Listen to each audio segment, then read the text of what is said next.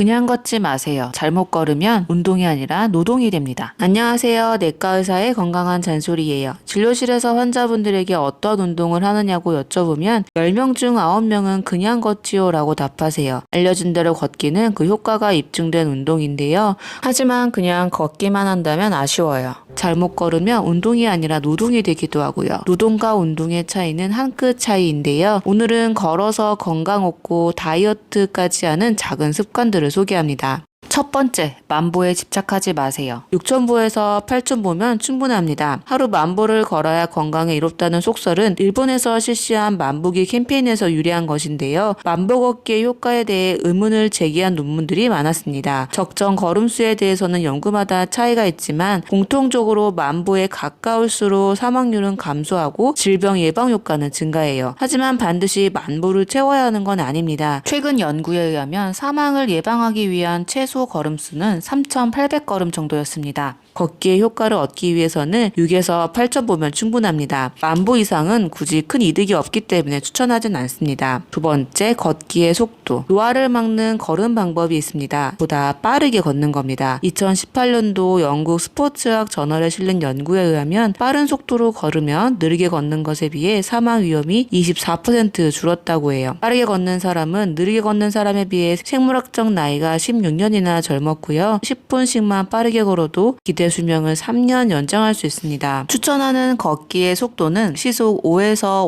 5.5km 정도인데요. 호흡은 가쁘지만 숨은 차지 않고요. 옆 사람과 대화는 할 수 있지만 노래는 부를 수 없습니다. 10분 걷기 운동을 했을 때 이마에 가볍게 땀이 맺히면 좋겠습니다. 세 번째, 식사 후 걷기. 걷기 운동은 어느 시간대이건 누구에게나 좋습니다. 특히 혈당 스파이크, 당뇨 관리가 필요하다면 식사 후 걷기가 혈당 관리하는 데 좋습니다. 저녁 식사 후 10분간만 걸어도 혈당이 22% 낮아집니다. 식사 후 걷기로 높은 혈당을 떨어뜨려 보세요. 네 번째, 돈 벌면서 걷기. 요즘 디지털 폐지 줍기가 유행인데요. 디지털 폐지 줍기란 스마트폰 앱으로 소정의 포인트나 현금을 모으는 걸 말해요. 대부분 걸음수대로 포인트를 지급하는 형태가 많습니다. 저도 이 걸음수를 주면 포인트를 주는 앱을 사용하고 있는데요. 걸어서 모은 포인트나 돈은 실제로 사용할 수 있는 가치를 가집니다. 커피나 물건으로 바꿀 수 있어요. 돈은 확실한 동기부여 도구입니다. 비록 작은 돈이지만 부상 심리로 인해 조금이라도 더 걷게 되고요. 걸음수가 기록되며 걷기가 즐거워집니다. 다섯 번째, 올바른 자세로 걸어야 합니다. 어떤 운동이든 자세에 따라 그 효과가